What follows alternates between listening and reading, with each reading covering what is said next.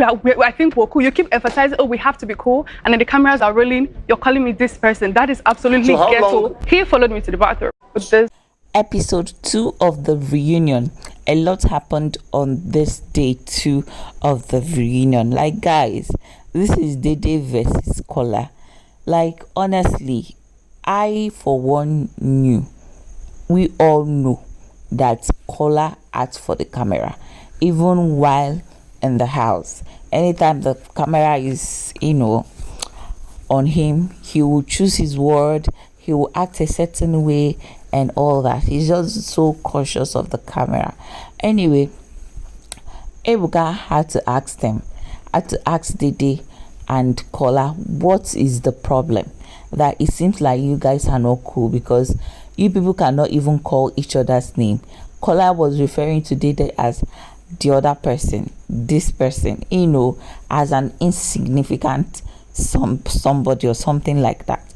And DEDE was like trying to make Ebuka understand that this guy is a pretender, that KOLA refers to her as the other person, this other person, that person, only when the camera is on him, when the camera is rolling. That this same guy that pretends that like he can't call her name, he can't even talk to her, that like they have been talking, he used to call her. He has even invited her to his home and was like, oh, you can come to my house, I'll take care of you, I'll entertain you and all that. In fact, DEDE made us understand that KOLA, they have met in 2 different events, Beauty and Tasha's birthday, and they spoke, and she was being the mature one, asking him, why is it that when you go for interview you don't call my name, you just refer to me as this person, that other person and all that? And he was like, oh, it's just for the show. He will explain, he will apologize, and she'll be like, okay, let's just move on, let's be cool and all that. Anyway, KOLA is still playing the big boy, maintaining that DEDE is still this other person and that DEDE is lying, that he never invited DEDE to his house.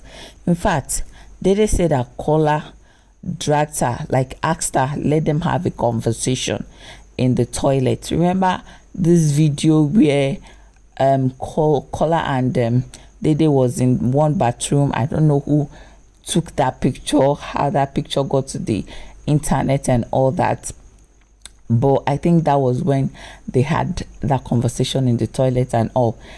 And I'm sure, since he admitted that he was the one that asked for a conversation and they went into the toilet to talk, I'm like, you all know, I know how KOLA behaves while in the house. I know that he must have been monitoring DEDE's movement in that Tasha and Beauty's birthday to know that, oh, DEDE moved to go to the restroom and he followed to ask her for a conversation in the toilet. I kind of blame DEDE. Why would you even oblige him to have a conversation in the toilet? What happened to the open where everybody could see that this guy is actually wanting to speak to you or want to speak to you or is having a conversation? Why are you hiding it? Why would you ask a girl, let's talk in the toilet? Why the hide and seek movement and everything? Anyway, the whole thing, he was like, Ebuka was like asking him, why do you think DEDE led you on? What makes you think, like, what is it? Why is it like you feel that way? And he was like, it's the conversation they had, how they talked, and all that. DEDE had to clarify herself. DEDE said, if because of we had conversation, that was why you think I have a thing for you or I liked you, it means that every other boy in the house, like Culture, like Mason, like Rude Boy, will now fall in love with her because she also had conversation with these guys. Why is it that they did not develop feelings for her? Honestly, guys, DEDE was actually talking to KOLA. If you feel like we had conversation, and that was why you feel like I have a thing for you, I like you, I'm leading you on, I'm giving you green light, or trying to push something. Why is it that rude boy did not think like that? Because I had conversations with rude boy, I had conversation with other guys in the house and all that.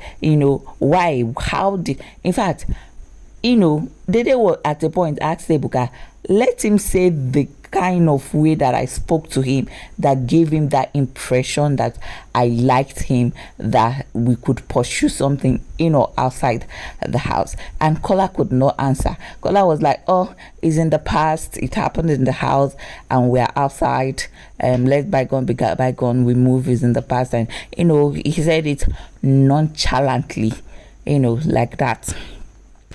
Well, this was the same thing that happened. The way that KOLA is feeling about what Dede did to him was the same way that Doris felt in day one, episode 1 of the reunion, where Doris was maintaining that KOLA led her on. But the bottom line is that we all just have to kind of agree that people feels the way they feel. Like, people interpret things differently. If KOLA felt like Dede was leading him on, giving him green lights, or want something or don't want something, that is the way he felt. If Doris also felt like KOLA was giving her green light and all that, that is the way Doris feels. Okay, people just feel and interpret stuff differently. Anyway, Ebuka was like wanting to know why, if he's cool with Jason J and KOYIN, and still he was like, we are cool. But KOYIN told Ebuka that from the get-go, his spirit never accepted KOLA in the first place, so they don't talk outside the house. They never really talked in the house, and that is just it. Like, there's something off about KOLA for KOYIN. That was what he said. And for Jason J, they trashed the issue. They said that the bone of contention was actually Dede.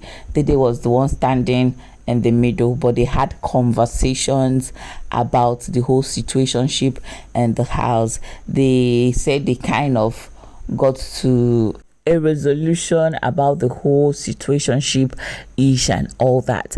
Anyway, guys, what do you think about KOYIN, KOLA, Jason J and Dede situationship? What do you think about tonight's episode on this situationship? I think Dede carried herself well and spoke her truth and everything in between. At the end of the day, Dede is the mother that murdered their mother. She played her game so well. Yes, guys. Anyway, guys, let's talk down the comments.